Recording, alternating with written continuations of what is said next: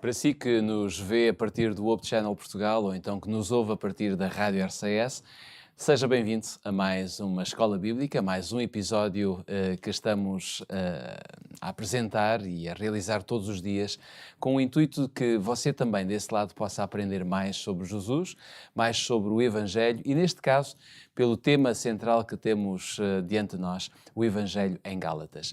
Para isso convidamos diariamente o pastor Pedro Esteves a estar connosco e nada melhor do que te perguntar, Pedro, qual é o sumário que nós vamos usar para este dia.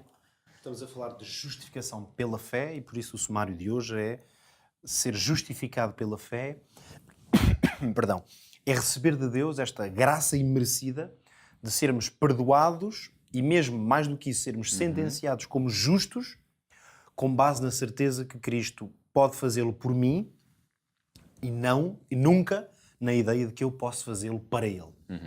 Então, perante esta ideia, nós podemos ir já à Bíblia e podemos ver o que está escrito também por Paulo, mas não em Gálatas, mas em Filipenses capítulo 3, versículo 9. Olha, nota esta ideia de Paulo em Filipenses 3:9 que diz: "E seja achado nele, não tendo a minha justiça, que vem da lei, mas que vem pela fé em Cristo, a saber, a justiça que vem de Deus pela fé." Ora bem, neste texto, e nós vemos que Paulo escreve em Filipenses capítulo 3, versículo 9, nós estamos a estudar a Epístola aos Gálatas. Neste texto, como também em Gálatas, o apóstolo reforça o tema da justificação pela fé. Por outras palavras, como é que nós podemos entender este conceito segundo o ensino de Paulo? Eu penso que é interessante irmos buscar esta ideia, neste caso, numa outra carta que não aos Gálatas, porque, de facto, se tivéssemos aqui mais tempo, poderíamos, aliás, fazer um estudo muito mais aprofundado sobre isto, porque o tema da justificação pela fé e as suas várias implicações é um tema-chave mesmo, não apenas na Carta aos Gálatas, Claro. é um tema-chave, claro, na teologia de Paulo. Claro, e nós nunca podemos isolar um livro só, não é? Para tentar tirar tudo dele. A Bíblia é um conjunto de livros. Como é evidente, há muitos versículos, ou muitas mesmo trechos da Escritura, que o seu total sentido só o conseguimos captar precisamente na comparação, seja com o pensamento do mesmo autor.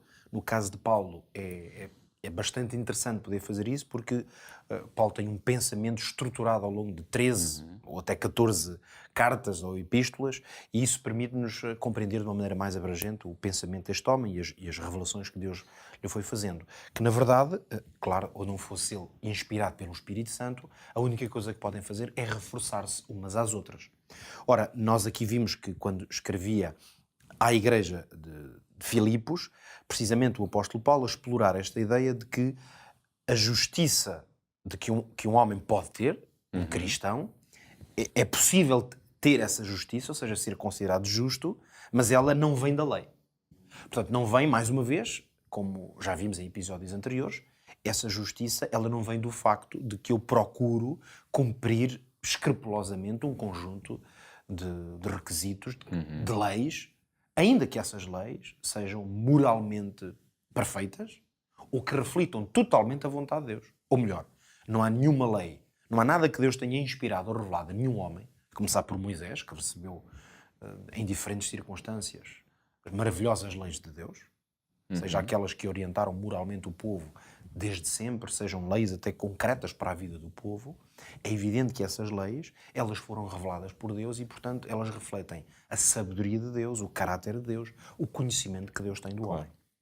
Portanto, neste debate, se podemos dizer assim, e podemos chamar-lhe debate porque quando Paulo escreve sobre este tema aos Gálatas está a fazê-lo precisamente porque há um debate. Exatamente. Isto é muito interessante, que a carta aos Gálatas não é uma mera abstração, digamos, filosófica. Era o que se passava. Era o que se passava. Não é Paulo simplesmente a tentar esboçar um conjunto de ideias teológicas. Não, Paulo está confrontado com o facto de ele ter passado naquela terra, formado esta igreja e ter ensinado uma verdade acerca do Evangelho e de como é que a justificação, ou a salvação se torna acessível a cada crente através de Jesus Cristo e agora esse ensino estava a ser substituído por outro. Ou seja, eles aceitavam Cristo, mas o tema ali juntava mais qualquer coisa, não é? Ora, nós nunca podemos esquecer que Paulo estava a escrever a uma igreja cristã. Por isso, que as pessoas todas aqui que estavam a ler esta carta aceitavam Cristo, isso parece mais ou menos uma evidência, senão não estavam na igreja. A questão aqui passa mais por compreender que havia um ensino que começava a ganhar terreno ou espaço e esse ensino ia na direção de que a obra de Cristo tinha que ser complementada. Como se, vamos dizer assim, a obra de Cristo não fosse suficiente. E complementada com o quê? Neste caso, ela seria complementada através do esforço individual. Fosse da obediência à lei, fosse através destas obras da lei, que podem não ser meramente uma indicação da lei, por exemplo, dos 10 mandamentos, mas da circuncisão ou de práticas que no judaísmo eram consideradas lei. Mas essa ideia trazia um problema. O problema desta ideia é que, embora nós possamos reconhecer que o esforço, vamos dizer assim, o esforço de obedecer não é errado. Claro. Pelo contrário, obedecer sempre foi um propósito que Deus estabeleceu desde o princípio. Nós podemos recuar tão longe quanto os primeiros versículos da Bíblia e encontrar que já Adão e Eva receberam da parte de Deus indicações para que houvesse obediência. Claro. A obediência, aliás, é uma forma de reconhecer soberania. Claro.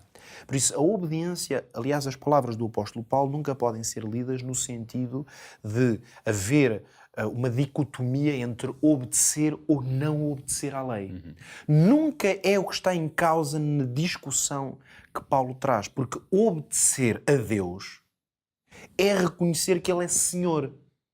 Mas podemos usar mal essa obediência. A obediência, digamos, a única forma, vamos dizer assim, se uma pessoa fizer um esforço genuíno por obedecer à lei de Deus, ela nunca vai ter um mau resultado em termos concretos. Claro. Na vida real, obedecer às ordens de Deus é como um filho que ainda nem mais tem a idade obedecer às ordens do pai ou da mãe, considerando uma família saudável, E não que é? queremos que essa obediência seja, vá lá, natural, ou seja, aconteça naturalmente. Que aconteça de forma naturalmente e mesmo que seja um pouco contra a vontade, nunca a obediência de um filho a um pai vai ser uma coisa que lhe vai trazer prejuízo. Estamos a falar em famílias estáveis, não é? Porque o pai, como não tem interesse em si próprio, tem interesse no bem do filho, mesmo que o filho não entendesse, ele ganharia sempre na obediência.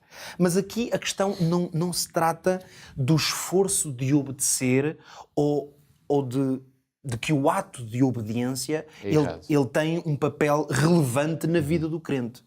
A heresia, porque se trata de uma heresia que o apóstolo Paulo tenta combater, ela está no facto de considerar que a obediência à lei de Deus funciona como uma alternativa à obra de Cristo. Ou, se quisermos, que completa, como se alguma coisa que Cristo fez para que eu pudesse obter o perdão que eu não mereço, tivesse que ser complementado com alguma coisa que eu faço. E aí é que nós chegamos então ao âmago da compreensão da justificação pela fé. Por isso é que ela depende de Cristo. O que eu tenho que exercer é fé em Cristo, sendo que essa fé é seguramente alguma coisa de ativo. Nós, nos próximos programas, falaremos um pouco mais da fé, de como é que se entende esta ideia de ter fé. É seguramente uma coisa que me compromete, não é apenas um sentimento, portanto, a minha vida e as minhas escolhas também estão incluídas, mas é na base do meu relacionamento com Cristo e da minha fé nele que eu posso alcançar essa condição maravilhosa de ser considerado justo.